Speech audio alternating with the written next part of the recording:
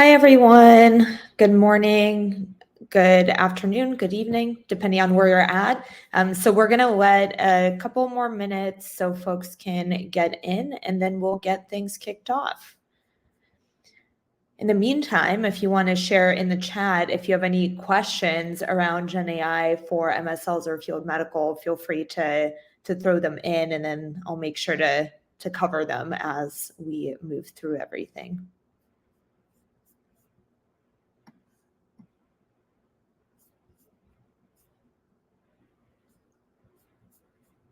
Okay, we'll give it another 30, 45 seconds, and then I'll get things started.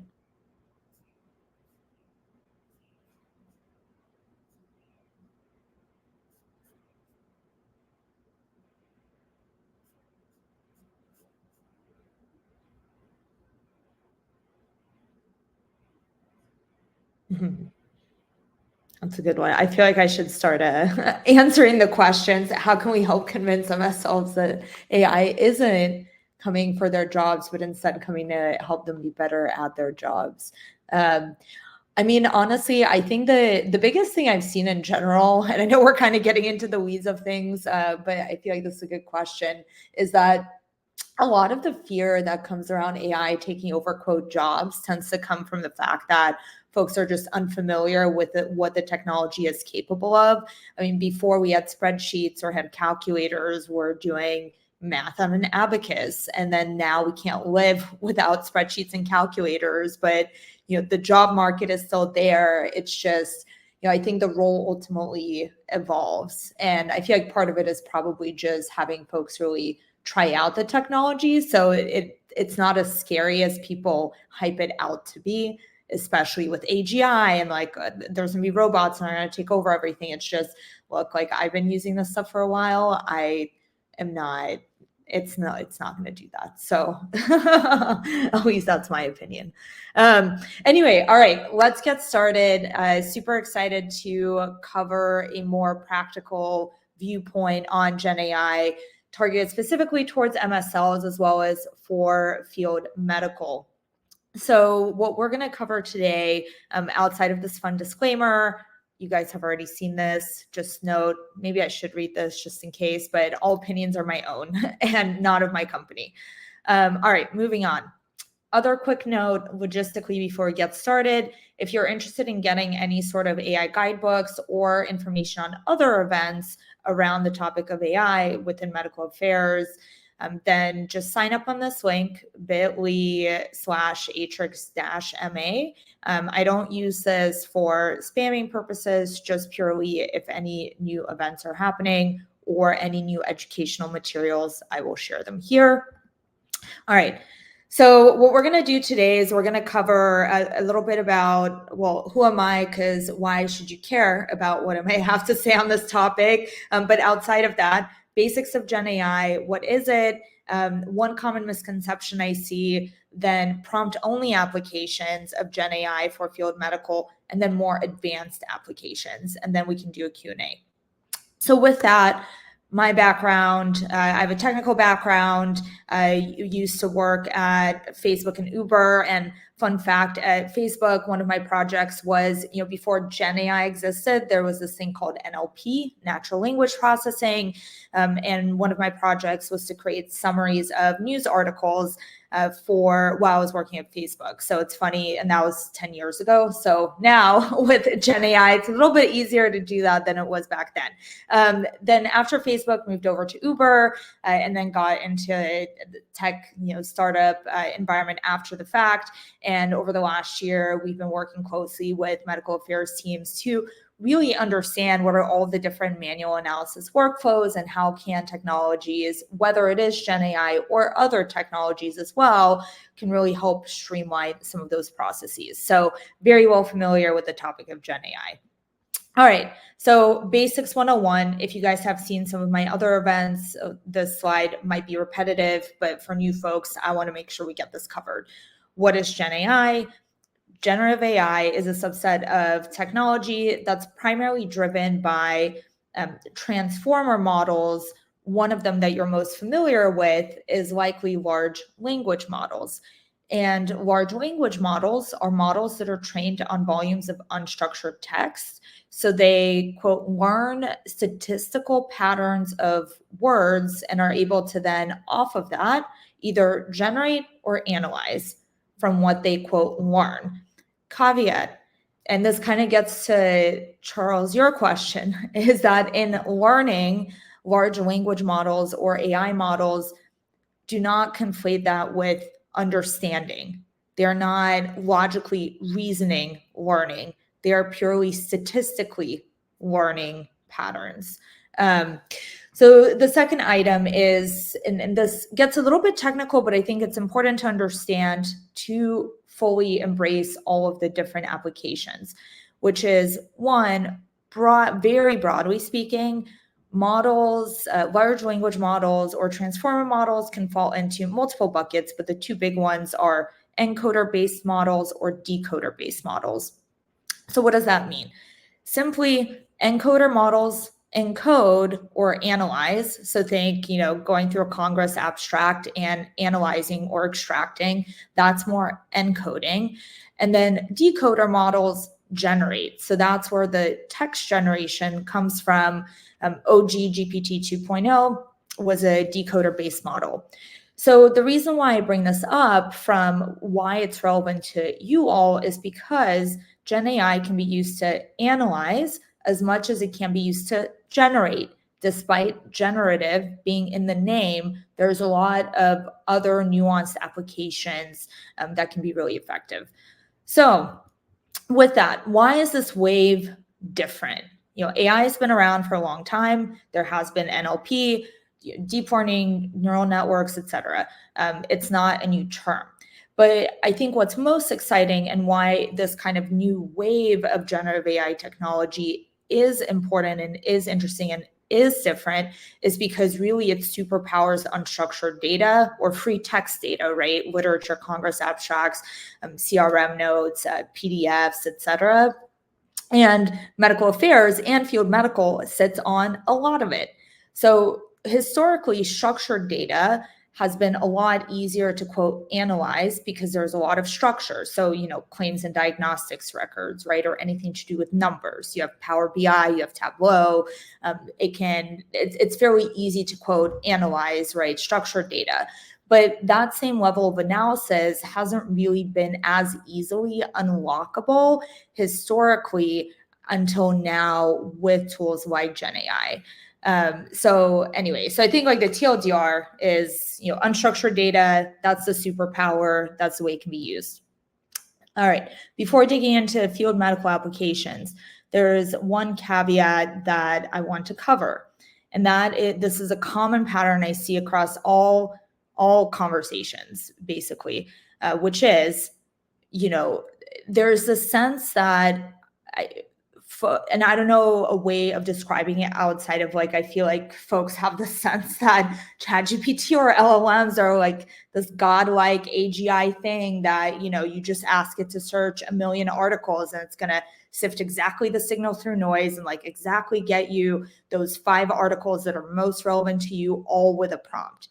The reality is large language models are just pattern matchers, and they are a really powerful tool, usually when used in combination with other tools.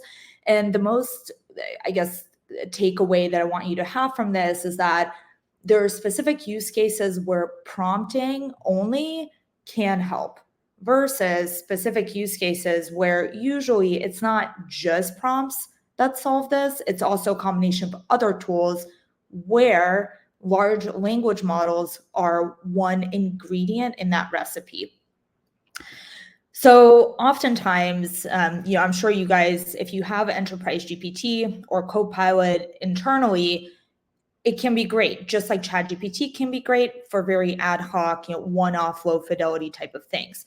But I think the kind of what I sometimes see is that Enterprise GPT might not be enough depending on the outcomes and expectations that teams have. And the way to really think about it is, all of you guys are familiar with the concept of a recipe, right? A recipe has ingredients, it has steps to follow, it has the end outcome, which is a meal. So depending on what end outcome you're trying to achieve, for example, if it's field medical insights, or I want to analyze 5,000 abstracts, if that's the outcome, then there might be multiple steps and multiple ingredients involved. And for those types of recipes, you need more advanced tooling. Whereas if you had one ingredient and a simple recipe, like, hey, here's a PDF of one abstract, summarize it. Here's a PDF of 5,000, summarize it. It'll give you the summary and it'll be low fidelity, and it's kind of this one ad hoc thing. You probably can't rely on it. It's not the highest accuracy. You might not be able to trust it, but it still starts to give you a sense. Okay, got it. So like out of the 5,000 abstracts in this PDF, the topics are, CGM, type 1 diabetes, type 2 diabetes, et cetera, right? So depending on what you're trying to achieve, there is a nuance there. So examples, one is ChatGPT prompting good, obviously for things that you guys are probably already familiar with, summarizing, rephrasing, upload a PDF, get a low fidelity summary. The other way to look at it is when you don't care about hallucinations or comprehensiveness. So for example, if you just prompt ChatGPT and you're like, hey, give me all of the trials for Ozempic, what it's probably going to do is it'll give you some of the trials, but it's probably not going to be comprehensive. It might hallucinate the NCT IDs. And the reason why it does that is because in the back end, LLMs are not going out there to clinicaltrials.gov, searching through all of the trials for Ozempic and then spitting that out. All they're literally doing is they are just generating the NCT IDs and numbers that they're most statistically familiar with when they were trained. That's it. It's like they memorize templates and then they output templates with some level of randomness. So only using prompting is good when you're okay with low fidelity, maybe high level stuff, brainstorming for things that generally don't require high accuracy. When it's not so good. So generally any complex multi-step analysis. So think about for whatever processes you have, whether it's CRM input or you're doing a pre-call plan, right? There's probably a list of steps that you're following. So if you were to bring on board a new person on the team and train them, right, you might have this SOP that you would hand off to them. So generally those types of multi-step processes will require an orchestration of multiple tools, large language models being an ingredient in that recipe set. Anything generally that requires low to no hallucinations, you need to be high fidelity. For example, claims review. Here, obviously you don't want chat to hallucinate stuff as it's going through MLR review. That's a pretty high stakes environment. Anything that requires comprehensiveness. So for example, if you are searching for all the clinical trials, or you want to find all, field medical notes, references for a new label expansion opportunity that seems to be appearing from your HCP conversations, right? So like all of those scenarios, usually it's not just ChatGPT solvable. All right. So one other point I want to highlight is sometimes, for certain scenarios, especially ones that have an SOP, using just ChatGPT with prompting might not actually be as time effective as you might think. So for example, thinking about MLR review, ad promo, PRT, PRC, claims review, et cetera, right? If you were to look at this scenario of, I want to use Gen AI for MLR review, on the left, let's say you just use quote GPT to help with the process. And on the right is a more end-to-end automation. So if you were reviewing for MLR with just GPT, it might look something like this, right? You have your piece of collateral, you copy the claim language into ChatGPT, you might upload the reference file, right, to ChatGPT, and then you're going to prompt it and be like, hey, find the evidence that supports this claim. What is your confidence level across medical, regulatory, et cetera, right? So it might turn out something and it might generally look directionally right, but then guess what? You're probably going to go to the PDF and check it anyway and use Control F. So like, would it have been faster for you to just do that? And then now imagine doing that over and over and over again your entire review. So, I mean, it's not necessarily efficient. And then there's the question of, do you trust what the output is, right? So in that case, it's like GPT could be helpful maybe, but again, it's kind of low fidelity. So in more complex cases like this, you really need a more end-to-end type of integration where you have a tool that automatically is plugged in right to all of your evidence studies and automatically processes collateral and all the claims, and like spits out a report card with auditability so you can easily go through and check everything without necessarily having to control F. So anyway, with that, how can I use Gen AI for Field Medical Edition? All right. So curious if any of these might be relatable statements that you guys have either heard or have experienced yourself, which all of these I have heard in some way, shape, or form over the last couple of months. Things like, I stayed up until 2:30 a.m. to synthesize insights during a congress because it's time critical, or maybe even to generate a quarterly report. I want to be able to have better engagements with the HCPs, but pre-call planning can be very tedious and time consuming. You have to look at all of the history. You have to find their LinkedIn and Twitter, like see what is this HCP been talking about. That's all pretty manual work. And maybe some, if you're an MSL that's known your HCPs for a while, maybe you don't need to do that as much. But what about new evidence that in-house gets published that you have to kind of, get yourself in front of, and you have a call coming up soon, et cetera? And how much better could your interactions be if you did have a more comprehensive pre-call plan?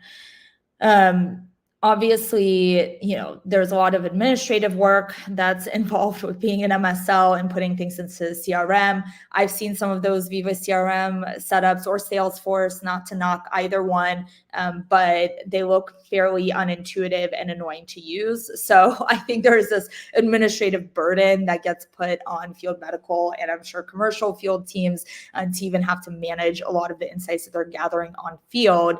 So this is kind of a common set of problems that I see or have heard about from field medical.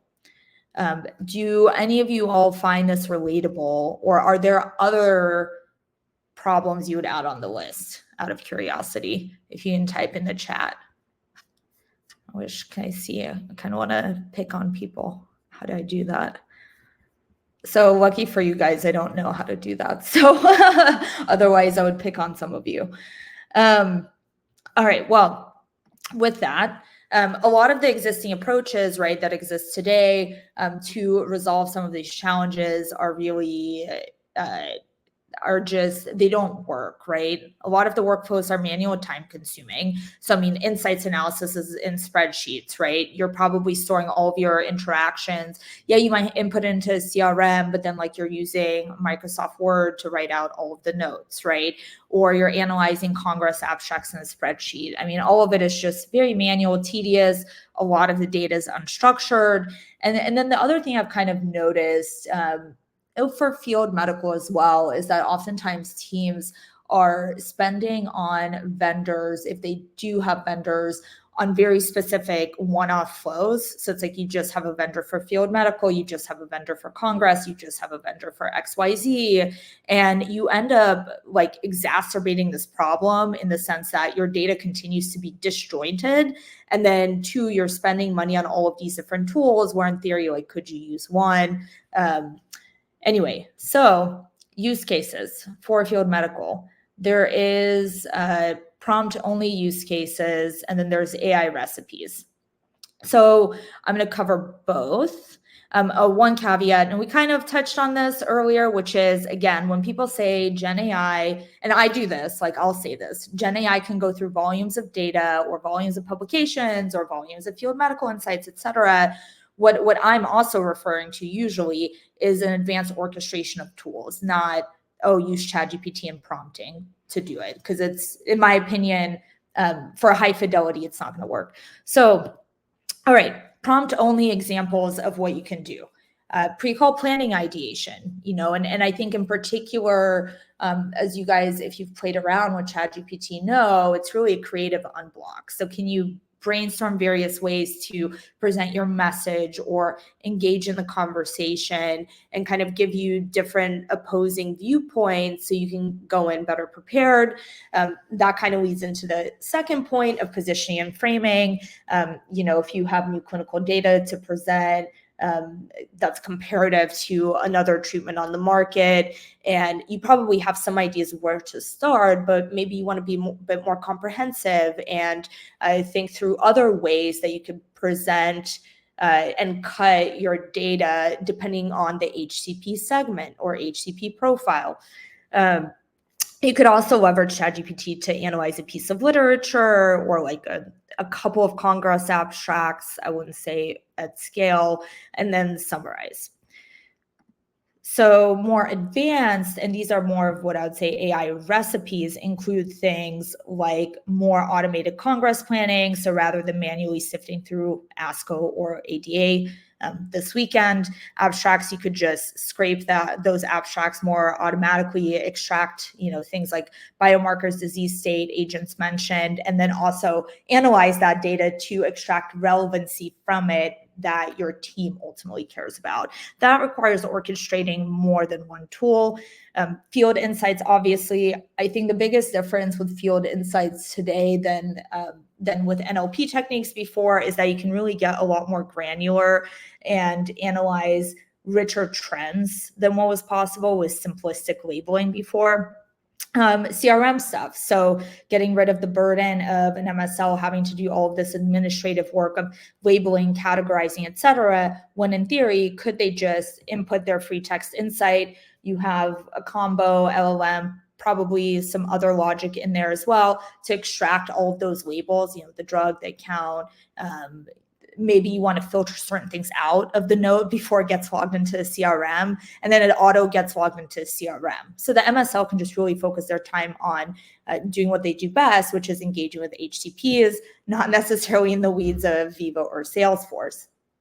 So, all right, outside of that, on the medical strategy side, where it starts to get a bit more interesting is because, medical affairs, a lot of the data is qualitative when it comes to your field, right? And while historically and today, it's nice to have performance metrics or activity metrics and dashboards, Tableau, Power BI, number of interactions, number of MSL notes, cool. But what does that tell you? You want to track that, but it doesn't actually tell you what to do or how actually do you execute alongside your medical strategy, because all of that data is kind of hidden within the qualitative notes themselves, right? Which is unstructured data.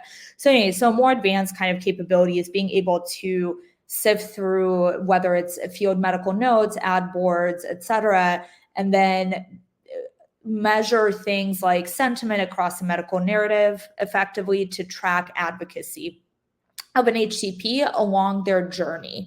So if you're in rare disease, awareness, diagnostics, right, biomarkers, and then patient management are likely going to be kind of perhaps the three critical HCP journey points. So like having an understanding of, okay, we're doing all of these field medical efforts, and how are they tying to the HCP along this journey? And are we seeing an improvement over time? Like that is a great way to show your field medical impact. And that's more possible today than it was before. And that kind of ties into the second point here. And then better pre-call planning. You guys have probably heard this, where if you do have a tool integrated into your actual CRM, then you can pull historical interactions. You probably could plug into Twitter, pull social, right, media that's relevant to that account. And then you could leverage that to generate a better pre-call plan that's actually geared and inclusive of the context of your internal team's interactions. So all of these, I would say, require like a more for higher value outcomes that people won't be disappointed in. They require multiple tools. All right, so we're going to go through actual examples of prompt-only applications here.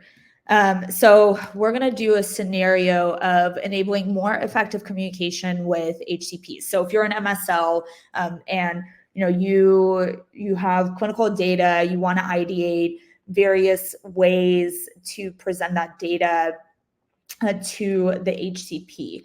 So what I'm going to do is, to set context, these are fake generated drugs. I use ChatGPT, so it's another use case. You can generate fake drugs and profiles.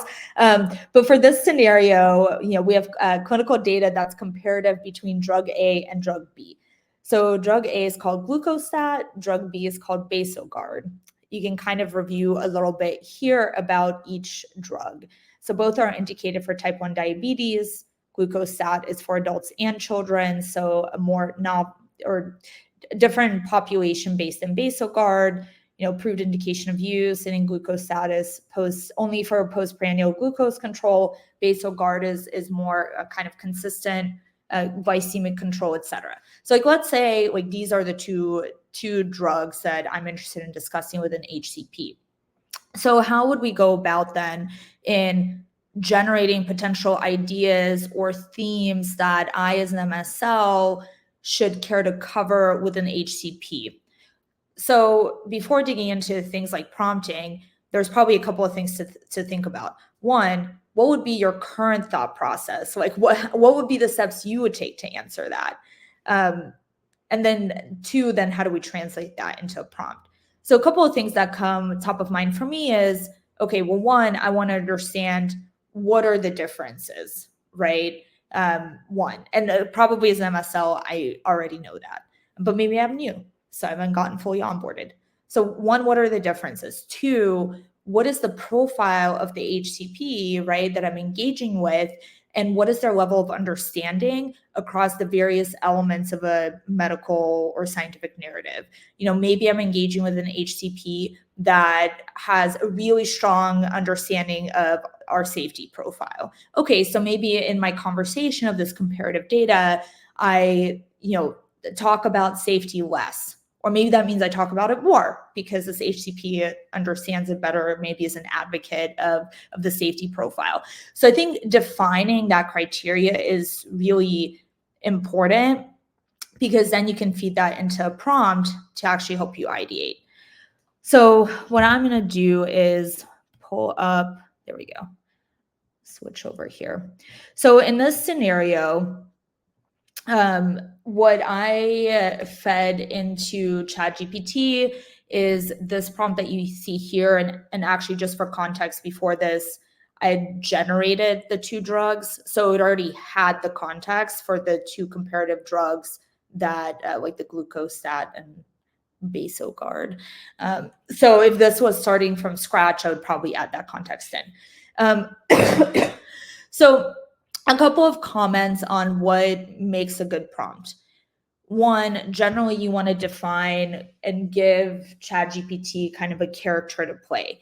So here, I would say, ChatGPT, you're an MSL, or maybe you're part of a medical affairs team for X company covering XYZ therapeutic areas. So, I mean, even the more specific that you can be in defining that kind of tells ChatGPT the theme of what to focus on in its response.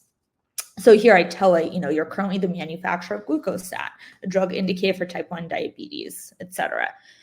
And then two, you want to give some context and then pass an SOP into the prompt if you can. So here, what I'm doing is effectively telling GPT, you're about to engage with a community physician. Maybe community physicians need to be engaged a little bit differently than research-centric physicians who regularly treat type 1 diabetic patients. If I wanted to, for example, amend this, like maybe I'm chatting with a community physician where they treat folks with cardiovascular, issues primarily, but type 1 diabetes tends to be associated with cardiovascular issues. So they also, as a byproduct, end up treating type 1 diabetics, but they're not as familiar, right? So you can kind of be flexible in putting in your HCP profile, as I would call it, to kind of guide the response. And then I'm telling it that I would like to pre-call plan effective ways to highlight when glucostat could be a better medical choice than Basogard. And when I say better medical choice, I mean, what criteria should you identify in the patient where that medicine would, from a medical perspective, be the best fit? And then I gave it some ideas for what would be the key important factors for consideration of, quote, a better medical choice, right? The things like indication, what patient population is it geared towards, what's the safety profile, contraindications, is the route of administration, easy or not, convenient or not, et cetera. And then I asked it the question, which is, can you list a couple of key differentiating points I can focus on? So then it goes through, right, and lists out the different themes. Okay, great. Well, now these are the differences between the two drugs. But what I might also be interested in understanding is, okay, well, I have these differences, but when is a good time for me as an MSL to actually bring up these differences? So a follow-up question I had here was, okay, based on these differentiators that you've identified, what would be indicators that I should look for in my conversations with HCPs to surface and educate on these points? Because the triggers of when to mention them can be important, right? So then it goes ahead and it, lists out kind of different indicators to look for. So interest in postprandial glucose control or patient population concerns, weight management. So if I hear an HCP, right, bring that up, I'm like, okay, got it. So I should probably talk about this type of data when they, bring up this concern that's relevant to the comparative data in particular. So this is just, again, as a caveat, like keep in mind, these are fake drugs. So all the details here are fairly high level, and so are the prompts.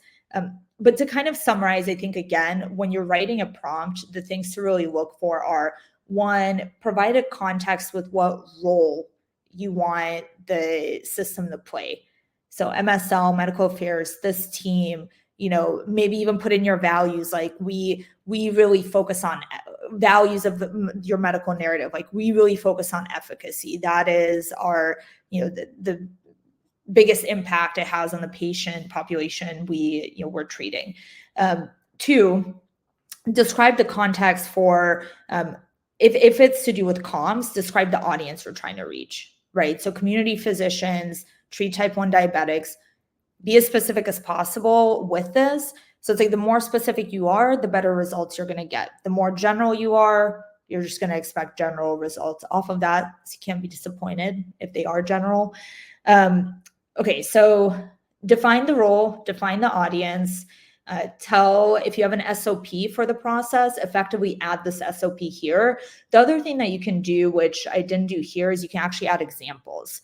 So for, maybe a couple of key differentiating points I can focus on. So with this prompt, for example, like maybe I have some differentiating points I focused on in the past.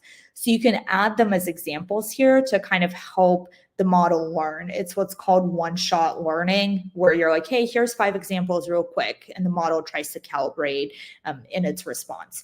So that can also increase kind of, quote, the accuracy.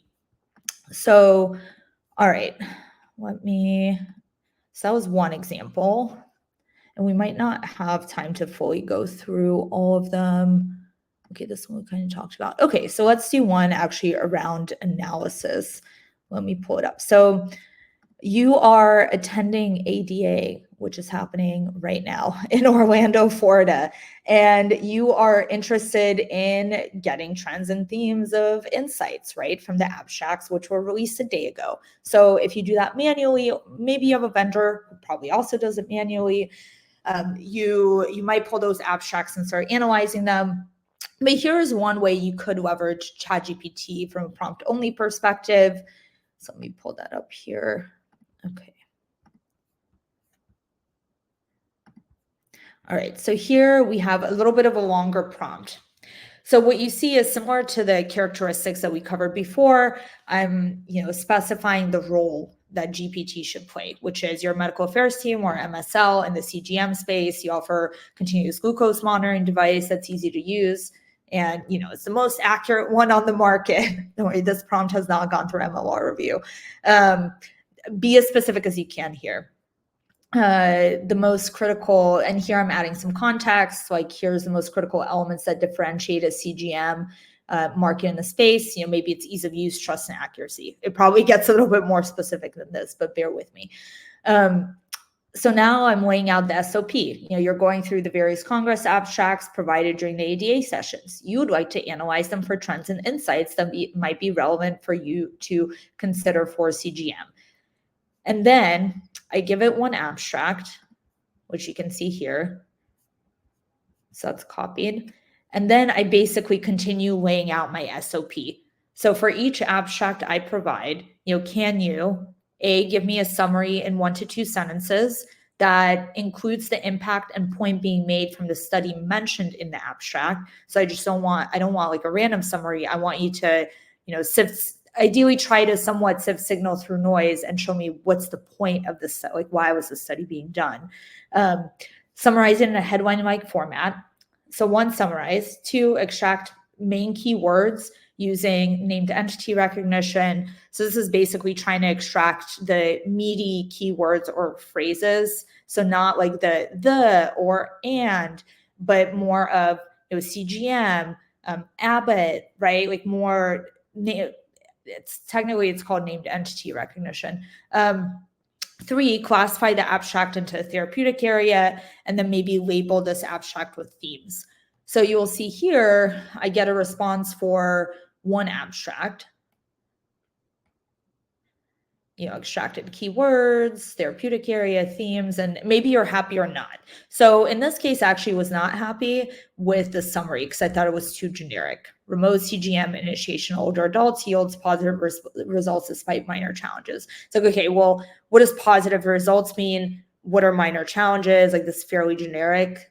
So I asked the follow-up, can you make sure to use specific numbers or words in summary? Could probably be a bit of a better follow-up, but, and then it did. It actually generated very much more specific summary, which I think is more relevant, especially from a medical context. So you can kind of guide the analysis for GPT to be more specific if you're not happy with the initial output. All right, so then I was like, well, can I analyze a little bit more? So I uploaded a spreadsheet with 3 abstracts around CGM, just as an example, which you can see here. It's kind of, there we go. And I was like, all right, well, now I want you to do this in bulk. I want you to not just process 1, I want you to do that same SOP process across a bunch of them.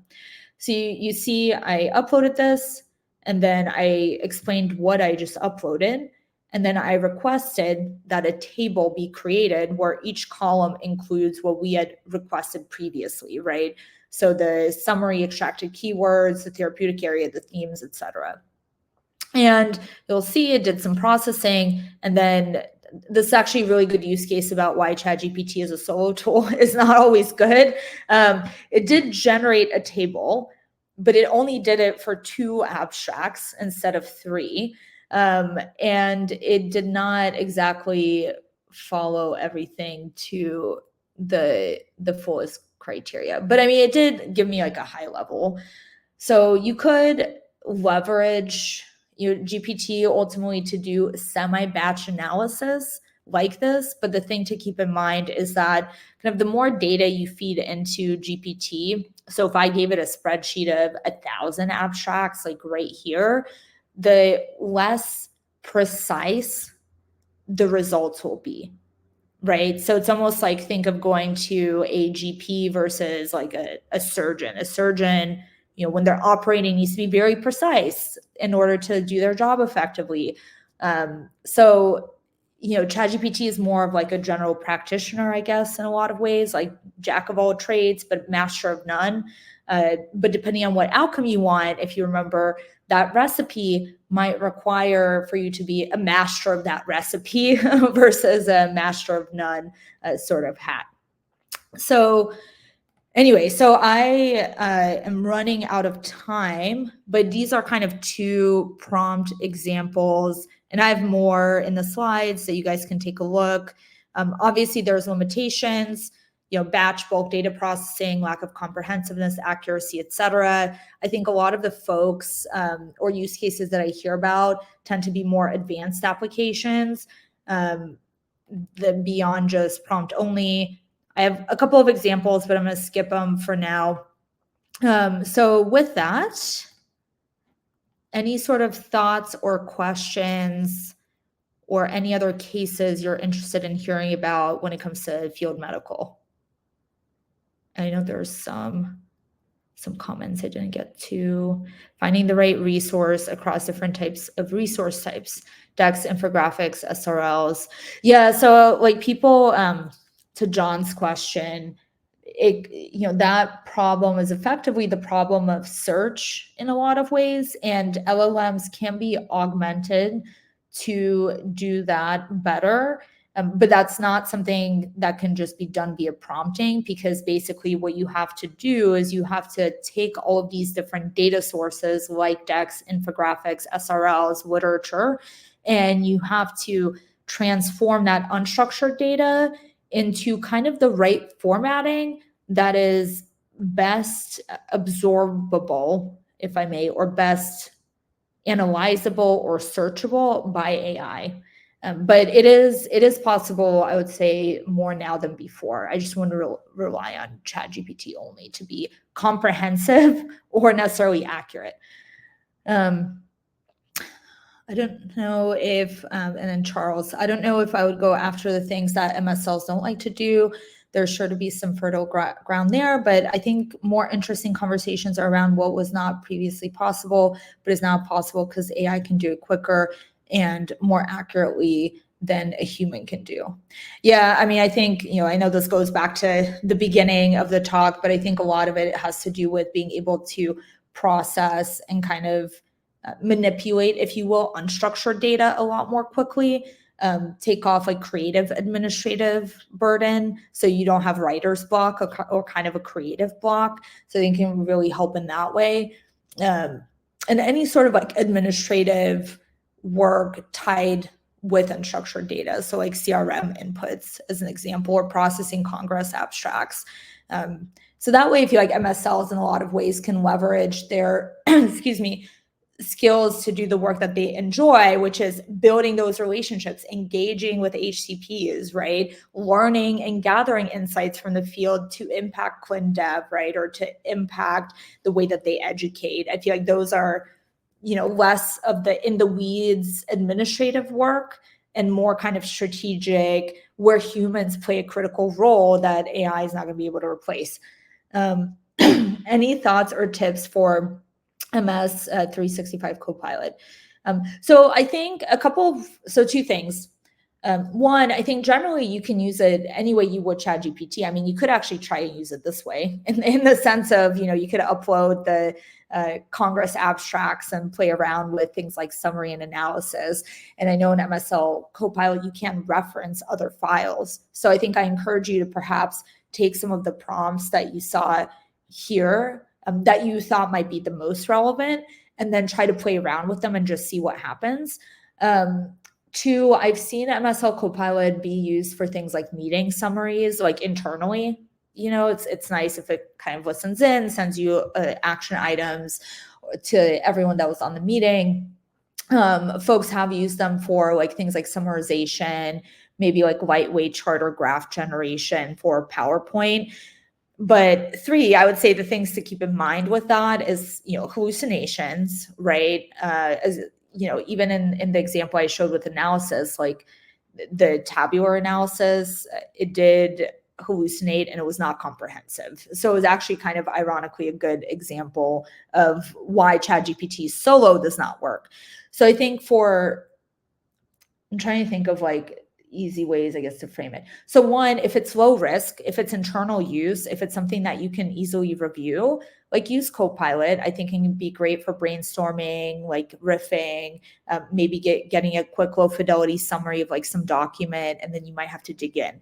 But if it's things where you're like, okay, I need a very comprehensive search of the right resources, or I'm creating this SRL, obviously needs to have a certain accuracy or bar, Copilot by itself is probably not going to be enough to get you there, but maybe it could help with bits and pieces.